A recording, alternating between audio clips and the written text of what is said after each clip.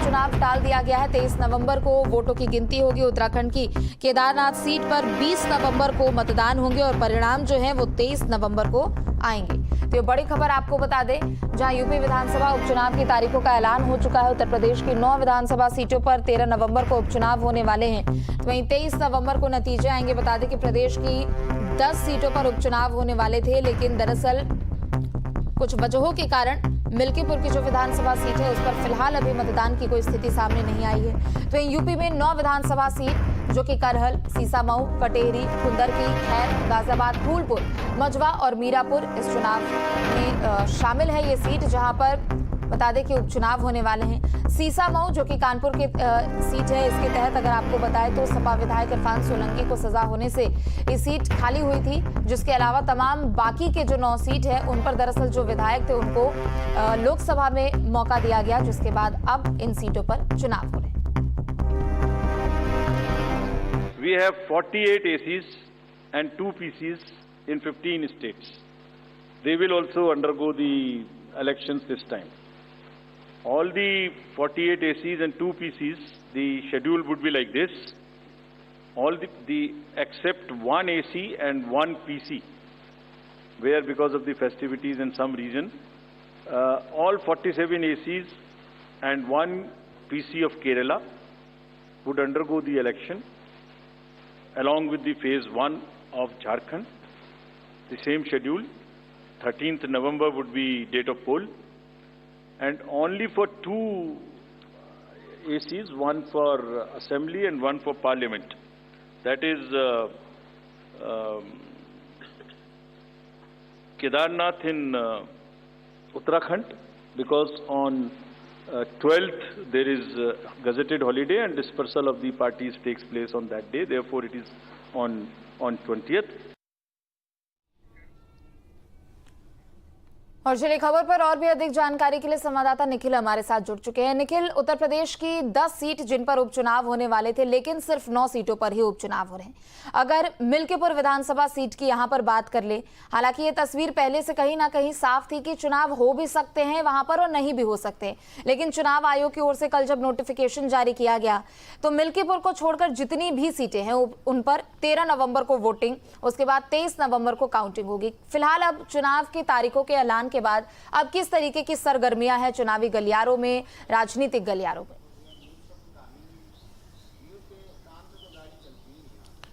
देखिए, सभी राजनीतिक दलों को ये लग रहा था कि मिल्कीपुर सीट पर कम से कम इस तरह की स्थिति नहीं होने वाली है। बिल्कुल, यही वजह है कि मिल्कीपुर सीट सबसे हॉट सीट बनी हुई थी। चूंकि समाजवादी पार्टी के जो मिल्कीपुर से विधायक थे वो अयोध्या में लोकसभा चुनाव में सांसद हो गए, लिहाजा एक समाजवादी पार्टी के लिए वो साख की लड़ाई तो थी। अयोध्या की सीट होने की वजह से वो भारतीय जनता पार्टी के लिए भी एक मजबूत लड़ाई थी। यही वजह है कि सभी चाह रहे थे कि मिल्कीपुर सीट पर चुनाव हो, जल्द से जल्द हो और उसमें वो अपना प्रत्याशी जितवाएं। फिलहाल अब तो ये साफ हो गया कि मिल्कीपुर सीट पर चुनाव नहीं हो रहा है। एक पिटीशन का मामला था, उसमें एक पिटीशन उस विधानसभा सीट को लेकर कोर्ट में है, लिहाजा इस वजह से सीट के पर चुनाव का ऐलान नहीं किया गया। अब बाकी बची 9 सीटों पर जो है वो चुनाव होना है। अभी तक जो चुनावी परिस्थिति है उसकी अगर हम बात करें तो समाजवादी पार्टी और कांग्रेस के बीच में जो गठबंधन की स्थिति थी वो अभी साफ नहीं है। कांग्रेस चाहती है कि उसे 4 से 5 सीट मिले और समाजवादी पार्टी हरियाणा के चुनावी परिणाम के बाद चाहती है कि अब उसे कम से कम कांग्रेस को 1 सीट दी जाए। तो सीटों की जो गणित है वो अभी समाजवादी पार्टी और कांग्रेस के बीच में सुलझी नहीं है, चुनाव सर पे आ गया। दूसरी तरफ भारतीय जनता पार्टी की बात करें, भारतीय जनता पार्टी के लिए चुनाव बेहद महत्वपूर्ण है। उसके पीछे कारण यह है कि पिछले लोकसभा चुनाव में जिस तरह के अपेक्षित परिणाम भारतीय जनता पार्टी को थे वो नहीं मिल पाए। तो ऐसे में भाजपा ये चाहती है कि जो मैसेज लोकसभा चुनाव से आना शुरू हुआ उसे कम से कम रोका जाए। दलितों के आरक्षण के नाम पर, संविधान के नाम पर, इन तमाम विषयों के नाम पर विपक्ष ने मजबूत ब्रांडिंग अपनी पार्टी की, लिहाजा भारतीय जनता पार्टी की सीटें कम हो गई। तो इस मिथक को तोड़ने की पूरी कोशिश भारतीय जनता पार्टी करेगी। वहीं दूसरी तरफ अपनी साख बचाए रखने की जिम्मेदारी जो है मजबूरी समाजवादी पार्टी और कांग्रेस के गठबंधन को भी है, क्योंकि आप लोकसभा चुनाव में समाजवादी पार्टी और कांग्रेस की गठबंधन ने जो करिश्मा उत्तर प्रदेश में दिखाया था वो जनता के बीच में बरकरार रहे। ये उसके लिए लोकसभा चुनाव में सभी राजनीतिक दलों के लिए अपना 63 सीटों पर समाजवादी पार्टी अपने प्रत्याशियों को उतारती है, 17 सीटें कांग्रेस को देती है। एक वहां पर क्लियर सीट शेयरिंग का फॉर्मूला हमने देखा, लेकिन ये जो विधानसभा उपचुनाव है इसमें कहीं ना कहीं मुझे लगता है कि सीट शेयरिंग इतनी ज्यादा तस्वीर हमने देखी भी नहीं कि उससे पहले समाजवादी पार्टी ने अपने तरफ से अपने तमाम कैंडिडेट्स के नाम यहां पर शामिल कर दिए। लेकिन कल जब निखिल चुनाव का ऐलान हुआ और देर शाम अखिलेश यादव ने ट्वीट किया कि जिसने जंग टाली उसने जंग हारी, ये तो सीधा सरकार की ओर इशारा है कि अयोध्या की ये जो मिल्कीपुर सीट है उस पर बीजेपी कहीं ना कहीं वो बैकफुट पर दिखाते हुए अखिलेश यादव नजर आ रहे हैं। देखिए, निश्चित तौर पर ये ट्वीट उनका मिल्कीपुर सीट के लिए ही था। समाजवादी पार्टी ये दावा कर रही थी कि मिल्कीपुर सीट पर भारतीय जनता पार्टी चुनाव नहीं जीतेगी। अवधेश प्रसाद की चूंकि सीट रही है, अवधेश प्रसाद के लड़के को वहां से समाजवादी पार्टी ने टिकट दिया है, ऐसा अखिलेश यादव को लगता है। लेकिन ऐसा नहीं है। मिल्कीपुर सीट कोई समाजवादी पार्टी की कोई मतलब बहुत ही पुरानी सीट नहीं रही है, बदलाव होता रहा। अयोध्या जो है वो भारतीय जनता पार्टी का गढ़ रहा, शहरी क्षेत्र के कुछ इलाकों को छोड़ दिया जाए तो।